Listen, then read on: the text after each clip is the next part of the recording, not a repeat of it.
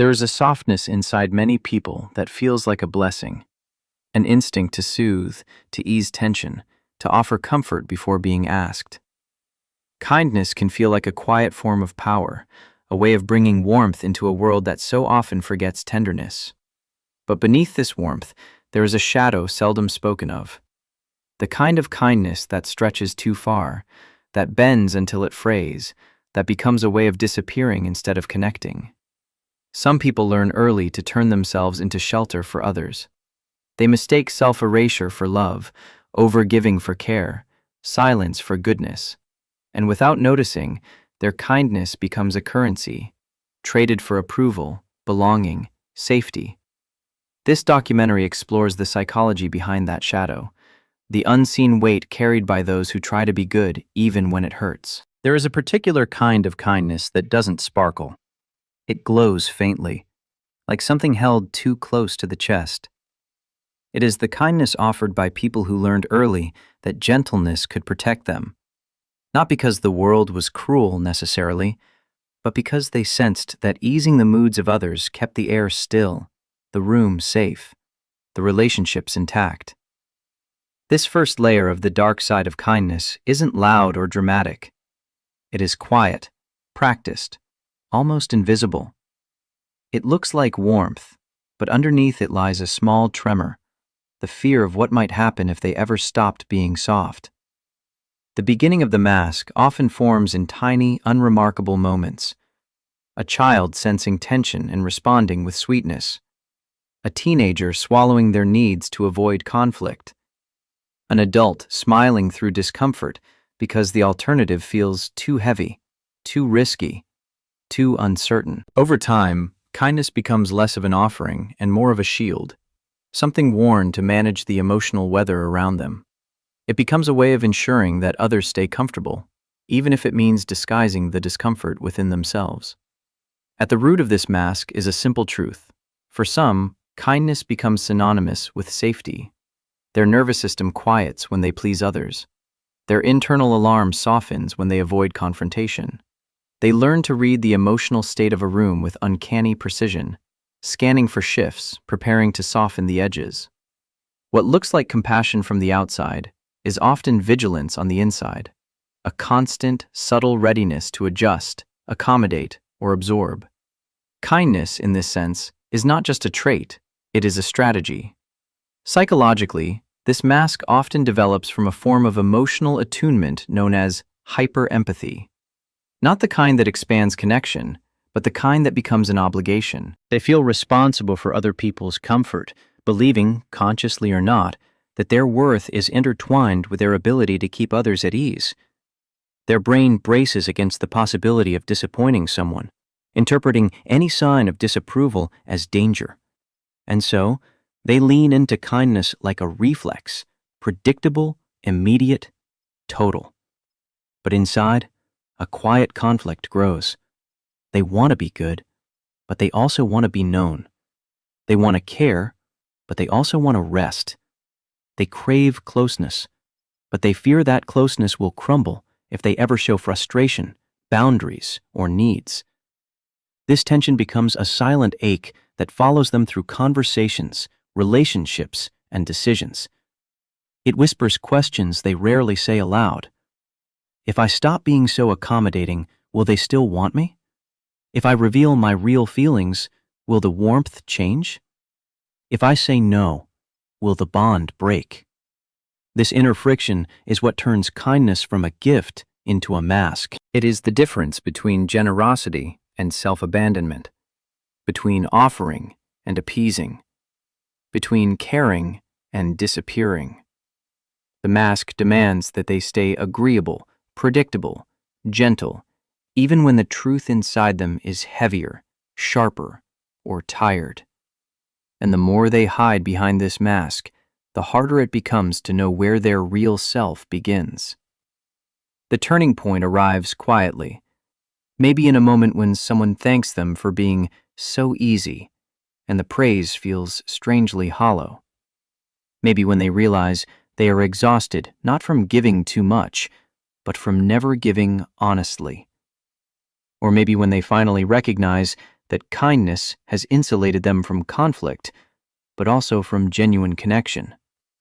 The mask, once protective, becomes suffocating. And so the chapter ends with a soft understanding that when kindness becomes a mask, it stops being kindness at all. It becomes a way of surviving rather than relating, a way of staying safe rather than being real, a way of holding the world together while quietly letting oneself fall apart. This is where the story of the dark side of kindness truly begins, not with malice or manipulation, but with a gentle soul who learned to disappear behind their own goodness. Before kindness becomes a mask, before it hardens into a habit that costs more than it gives, it begins quietly in the earliest emotional landscapes. People who grow into chronic givers rarely wake up one day and decide to erase themselves. Instead, they learn, slowly, subtly, and often unconsciously, that being good is safer than being whole. The roots sink deep, long before they know they are planting anything. For many, childhood is where the first seeds are sown. They may grow up in homes where calmness depends on their compliance, spaces where one parent's mood dictates the temperature of the room, and the child learns to tiptoe around emotional storms by offering sweetness, helpfulness, or silence. Not because they want to be saints, but because they want to feel steady. Kindness becomes a survival strategy long before they understand its consequences. Other children learn self-erasure through praise. They are rewarded for being the easy one, the little helper, the mature kid. Their needs are overlooked not out of neglect, but because their ability to soothe others is so convenient, so admired, so effortlessly integrated into family dynamics. The child internalizes a dangerous equation. I am loved when I am useful. I am valued when I do not cause trouble. I am safe when I give more than I take. This belief settles into the body, becoming instinct. In some families, emotional expression is met with discomfort. A child might share sadness and be told they are too sensitive. They might express anger and be labeled difficult. They might simply be ignored when they need comfort. So they learn to fold their feelings into smaller shapes. They polish their edges. They smooth their tone. They offer kindness as a substitute for truth. And slowly, the ability to take up space feels foreign. Instead, they offer presence without weight, support without need, warmth without expectation. Cultural influences deepen these roots. In many environments, especially those that value harmony or respect, children are taught to prioritize others, elders, family, community, before themselves. Kindness becomes a duty, a virtue intertwined with identity. To assert oneself feels like disruption. To ask for more feels like greed. This cultural training is not inherently harmful, but for sensitive individuals, it can transform easily into self-sacrifice. They learn to shrink quietly, believing that goodness requires absence. Psychologically, these roots create a pattern known as self-othering. A person learns to view others' needs as more urgent, more deserving, more real. Their own desires feel optional, indulgent, or burdensome. The nervous system adapts accordingly. When they help, they feel relief. When they assert, they feel danger. When they stay quiet, their body relaxes. When they take space, their body tenses. Their kindness becomes wired into their survival instincts. But within these roots, a tension grows. They begin to sense the hidden cost of being endlessly accommodating. They notice the fatigue that creeps into their bones. They see how others come to expect the softness they offer. They feel the resentment forming quietly beneath their gentle tone. And yet, even with this discomfort, the old lessons hold them tightly. They fear that if they stop being endlessly kind, something will break: relationships, trust, or their sense of worth. The turning point in this chapter is subtle but profound. The realization that self-erasure is not the same as kindness. They begin to see that their softness was learned, shaped, rewarded, but never truly chosen. It was inherited rather than embodied. And once they see this, the roots begin to loosen. What once felt like personality begins to look like conditioning. Their kindness, once automatic, becomes something they can examine instead of perform. The chapter ends with a quiet recognition that the origins of overkindness are not flaws, but adaptations. Beautiful, well-intentioned adaptations that help the younger version of them survive. But as they grow, these roots, if unexamined, can hold them in a life where they give endlessly and disappear slowly. From here, the story shifts toward understanding how these roots evolve into chronic overgiving, and what happens to the heart when kindness becomes a currency rather than a connection. Overgiving rarely feels dramatic from the inside. It begins as warmth, as instinct, as the soft pressure to ease someone else's burden. People who chronically give do so with a sincerity that feels natural, almost automatic. Yet behind this instinct lies a complex psychological architecture, one woven from attachment patterns, survival strategies, and the nervous system's search for safety. Overgiving is not generosity at its purest. It is generosity shaped by fear, hope, and longing. At its core, overgiving is a response to emotional unpredictability. Some people learn early that offering care is the fastest way to stabilize connection. When love feels inconsistent or conditional, they lean into supportiveness as a guarantee. If they give enough, they believe, the relationship will hold. If they remain endlessly understanding, they will not be abandoned. Kindness becomes a way of controlling uncertainty, softly, invisibly, and often without awareness. Attachment theory helps explain this pattern. Individuals with anxious or preoccupied attachment styles may overgive to maintain closeness, trying to secure affection through service. Those with avoidant tendencies might overgive to keep emotional distance, subtly, supporting others while never letting their own needs be seen. And those with disorganized histories may use kindness as a way to navigate relationships that once felt confusing or dangerous. In all cases, the nervous system interprets giving as a path towards stability. The psychology becomes even clearer when viewed through the lens of conflict aversion. For many chronic givers, confrontation feels like a threat rather than a tool. Their nervous system lights up at the possibility of disappointing someone. Their heartbeat quickens at the idea of expressing discomfort. They fear the emotional ripple of saying no, and so they overgive to prevent tension before it forms, creating peace externally while chaos grows quietly inside. Emotionally, overgiving is often intertwined with identity. To be the helpful one, the patient one, the one who always shows up, provides a sense of purpose. It answers the question, what do I offer that makes me worthy?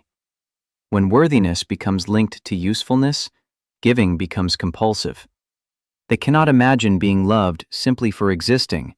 They must give to earn the space they occupy. Their kindness, then, is not a pure offering. It is a transaction written in invisible ink. But inside this cycle lies an even deeper motivation, the desire to feel needed. To some, being needed feels like belonging. When someone relies on them, the fear of being forgotten fades.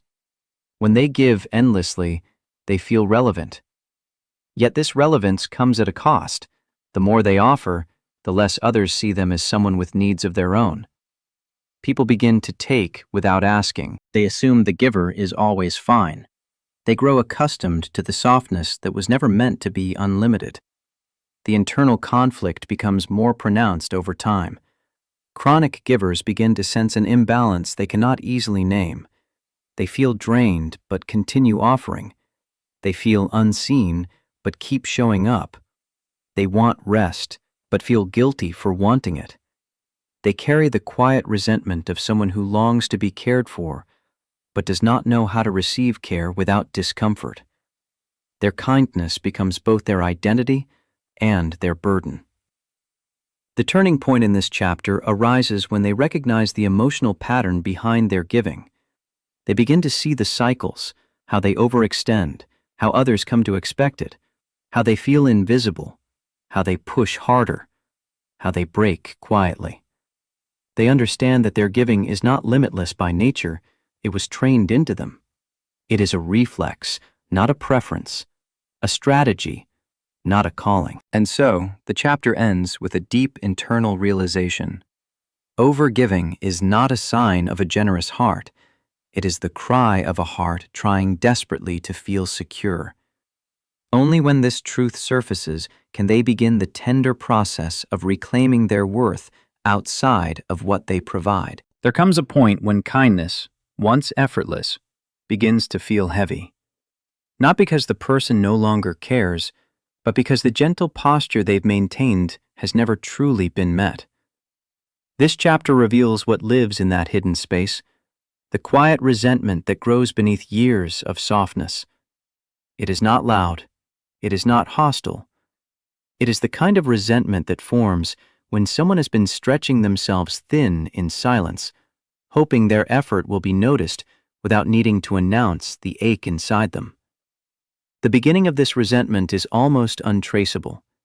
It starts in subtle moments, when someone assumes they will say yes before the question is even fully asked, when their patience is taken as obligation, when their giving is treated as an endless resource rather than a human offering. They smile, they nod, they show up. But a small tightening forms in the chest, a whisper. Why doesn't anyone see how much I'm carrying? This whisper rarely becomes a voice. It sits quietly, pressed beneath the instinct to stay agreeable. At the root of this resentment is an emotional asymmetry. Chronic givers often enter relationships offering more than they ask for in return. They soften themselves, read between lines, anticipate needs, and make room for others. But because they are so good at hiding their own needs, the world assumes they have none. And so people lean on them without realizing the weight. This creates an invisible imbalance, one that grows heavier with time. Psychologically, this tension is rooted in suppressed authenticity. When someone hides their true feelings in order to maintain peace, their emotional world becomes divided. On the outside, they appear calm, warm, selfless. On the inside, they carry the weight of unspoken disappointments and unmet needs. The nervous system registers this split as stress. The body tightens, the mind ruminates. The resentment doesn't arise from what they give. It arises from what they suppress to keep giving. But the conflict goes deeper. Overgivers often fear the consequences of expressing their resentment. They worry that revealing their frustration will make them seem ungrateful, dramatic, or selfish. They fear the rupture that honesty might cause. They fear losing the relationships they worked so hard to maintain. And so the resentment stays inside, forming a pressure that builds slowly, quietly, steadily. Eventually, this internal pressure begins to distort their experience of relationships. They start to feel unseen, even in moments of closeness. They begin to interpret simple requests as burdens. They may withdraw emotionally while continuing to offer practical support. This creates a subtle self-contradiction. Their actions say, "I'm here," while their heart says, "I'm tired." They long for someone to notice without being told. They want reciprocity without having to demand it. The turning point in this chapter comes when they finally acknowledge the resentment without judgment. Instead of seeing it as a sign of failure or selfishness, they begin to understand it as a message from within. You are giving beyond your capacity. You are caring in ways that cost you. You are disappearing in the name of kindness. This awareness softens the inner tension. Resentment, when understood, becomes not bitterness, but clarity. The chapter ends with a gentle recognition. Resentment is not born from a lack of love. It is born from giving love without receiving understanding. It is the quiet protest of a heart that has carried too much and asked for too little. When kindness turns into self-erasure, Resentment becomes the soul's way of asking to be seen, not as a giver, not as a caretaker, but simply as a person with limits, needs, and a quiet longing to be met with the same softness they offer others. There comes a moment when the body speaks before the mind can soften it. A moment when the familiar posture of gentleness falters, not out of choice, but out of exhaustion. This breaking point is rarely dramatic. It doesn't explode, it leaks. It shows up as silence that feels heavier than usual, as tears that appear without warning, as a sudden inability to be endlessly patient. For people who have spent years giving more than they have, this moment feels both shocking and strangely inevitable. Kindness, once effortless, begins to feel like a weight they can no longer carry. The beginning of the breaking point often unfolds privately. They notice they are tired in ways that rest does not fix. They find themselves irritated by small requests that once felt easy. They feel a strange emptiness after helping someone, an emotional hollowness where satisfaction used to be. These signs confuse them at first. They've built their identity around being dependable, warm, and endlessly forgiving, and now their body is whispering a truth their mind has avoided. You cannot keep doing this. At the root of the breaking point lies accumulated self-neglect. Every unspoken boundary, every swallowed feeling, every moment of stretching past capacity gathers into a quiet reservoir of depletion. Over time, this reservoir spills. The person realizes they've been caring for others at the cost of abandoning themselves. Their kindness, once rooted in sincerity, has become a pattern of self-forgetting, and the body, honest and unfiltered, finally stops cooperating. Psychologically, the breaking point often comes when the nervous system reaches emotional overload. Chronic overgivers operate in a constant state of hyper-attunement, scanning for needs, responding quickly, preventing disappointment.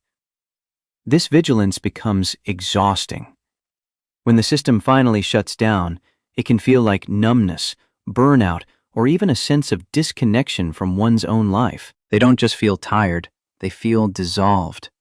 But the breaking point is not only physical, it is deeply emotional. It often surfaces in moments of quiet heartbreak, when they realize someone they've always supported has never truly supported them, when they notice that people only check in when they need something, when they feel invisible in relationships where they've given everything. These moments land with a soft but painful clarity. They begin to see the pattern, not just what others take, but what they've allowed by never naming their needs. This clarity leads to an internal conflict. Part of them wants to pull back, to rest, to finally choose themselves. Another part fears that doing so will mean losing the relationships they've worked so hard to maintain. They worry that saying no will disappoint someone, that setting a boundary will break something fragile, that their worth, so long tied to their ability to give, will evaporate the moment they ask for anything in return. The turning point arrives when they can no longer ignore the truth. The pain of continuing outweighs the fear of stopping. They begin to understand that their kindness has reached its limit not because they are failing, but because they are human. They see that giving without being replenished has drained them dry. And in this recognition, a small but profound shift occurs. They allow themselves to feel the hurt instead of covering it with softness. This chapter ends with a quiet, transformational realization. The breaking point is not the end of kindness. It is the beginning of honesty. It is the moment when the heart finally says, "You matter too." From this point forward, the work is not to harden, but to rebuild, to learn how to care without collapsing, how to love without losing oneself, how to be kind without disappearing. When a person reaches the breaking point, something shifts quietly inside them, not in anger, not in rebellion, but in recognition. They realize they cannot continue giving from a place that constantly empties them. What follows is not a dramatic transformation, but a slow relearning, a gentle reintroduction to the idea that their needs matter, that their time is finite, that their inner world deserves protection. This chapter is about that tender reconstruction, the subtle work of reclaiming boundaries and rediscovering self-worth. The beginning of this healing often feels uneasy. For someone who has spent years softening themselves for others, the idea of saying no can feel like speaking a foreign language. Their voice trembles, their chest tightens, their mind rehearses apologies before they've even set a limit. Boundaries to them don't feel like self-respect at first. They feel like potential loss. They fear disappointing the people who have grown accustomed to their endless availability. They worry about seeming distant, selfish, or unkind. Healing asks them to do something they've long avoided. Tolerate the discomfort of being honest. At the root of this discomfort lies a deeper psychological shift. Overgivers have built their identity around being indispensable. They've believed, consciously or not, that taking up less space makes relationships smoother. But boundaries require the opposite. They require visibility. They require the willingness to be someone others might not always agree with. They require a sense of value strong enough to withstand disapproval. And so, relearning boundaries becomes an internal recalibration, an emotional negotiation between old patterns and new truths. From a psychological perspective, setting boundaries activates parts of the nervous system that have long been dormant. The system must learn that saying no does not create danger, that asking for rest does not damage connection, that expressing needs does not erase kindness. Over time, the body learns to relax into truth rather than flinch away from it. This shift is subtle, but sacred. It is the moment when the self begins to take its rightful place in relationships, no longer an afterthought, but a participant. As boundaries grow steadier, something unexpected happens. Kindness becomes cleaner. It stops carrying resentment. It stops feeling heavy. It becomes a choice rather than a compulsion. They begin giving from a place that is full, not depleted. They say yes because they want to, not because they fear the consequences of no. This is the beginning of genuine kindness, the kind that nurtures rather than empties, the kind that feels warm instead of obligatory. But this relearning comes with resistance. Some people in their life may react to the shift, not out of malice, but because they were accustomed to the old version, the endlessly accommodating one. When the giver stops overgiving, the dynamic changes. Some relationships soften and deepen. Others reveal their dependency and imbalance. Healing requires the courage to let these truths unfold without shrinking back into old patterns.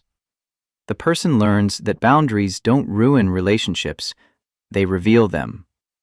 The turning point in this chapter arrives when they begin to feel a quiet pride in their own self-respect. The first time they say no without apologizing. The first time they ask for something without shrinking. The first time they recognize exhaustion and choose rest instead of performance. These small acts form the foundation of a new emotional life. Each boundary becomes a thread in a fabric of self-value, woven slowly, patiently, consciously.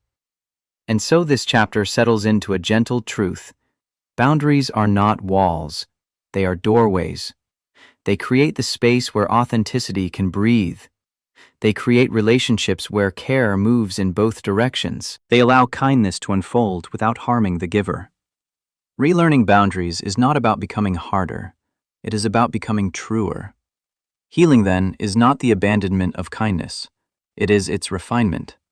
It is the moment when the person learns to offer warmth without lighting themselves on fire. It is the beginning of a life where kindness includes the self, softly, steadily, beautifully. There is a moment in healing when kindness begins to feel different, lighter, steadier, no longer tangled with fear or obligation.